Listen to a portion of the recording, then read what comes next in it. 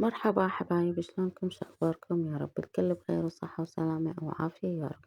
اليوم راح أشارك وياكم طلعة عائلية. رحنا بيها الحدائق الحرية اللي بالساحة، فكملوا الفيديو وشوفوها ويانا.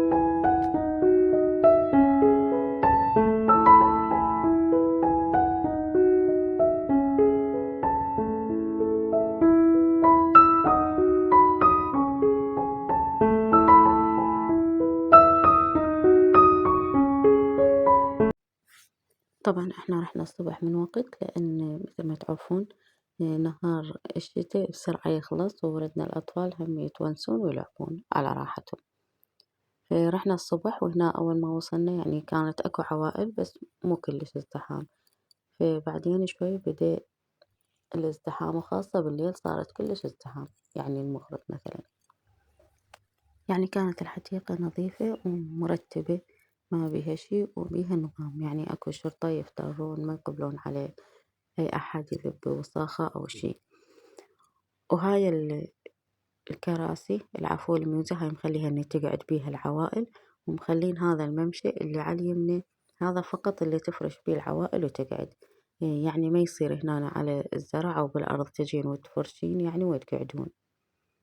فمخلين هذا الممشى خاص للفراش اللي يريد يفرش ويقعد هو وعائلته.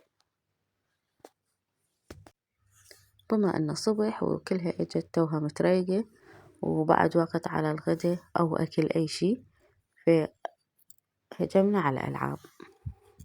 الالعاب طبعا كلها مجانية ومالت اطفال، وممنوع اي شخص يعني كبير يصعد، بس العراقيين يسمعون الكلام لا.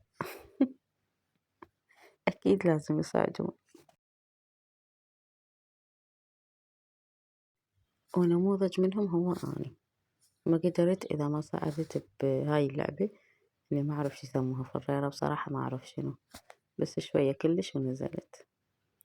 وهنا بعد الأطفال انطلقوا، كل من أخذ له مرجوحة، كل من شاف له لعبة ظل يلعب بيها. بيها ألعاب كلش هواي حلوة مال الأطفال.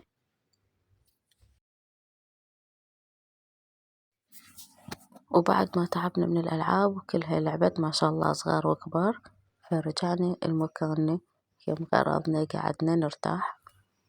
أما هسه فحان وقت الغد، جايبين برياني دجاج ومعكرونة دجاج وسلطة وربع وخضرة وطرشي، وحتى الشطة جايبيها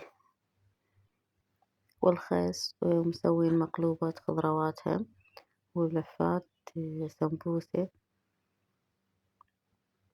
الحمد لله والشكر على نعمة رب العالمين، كان الأكل هواية الحمد لله، وحتى زاد. أهم شي هي اللمة الحلوة.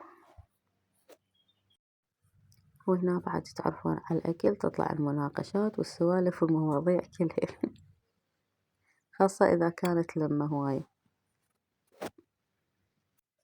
وأكيد يحتاج لها بعد الغدا شاي. بعد ما تغدينا وكملنا وكلها راحت غسلت، ولمينا كل مواعيننا وغراضنا، واحنا ماخذينها مواعين كلها سفرية أكثر شي، فكلها خليناها ود بكرامة بالحاوية. فكل من الراد يفتر براحته، الراد يروح يشتري هم، الراد يروح يرجع يلعب هم براحته. فأنا هاي النتفة مالتي بصراحة فرتني الحديقة كلها، ما تقبل تقعد إلا تقوم تفتر.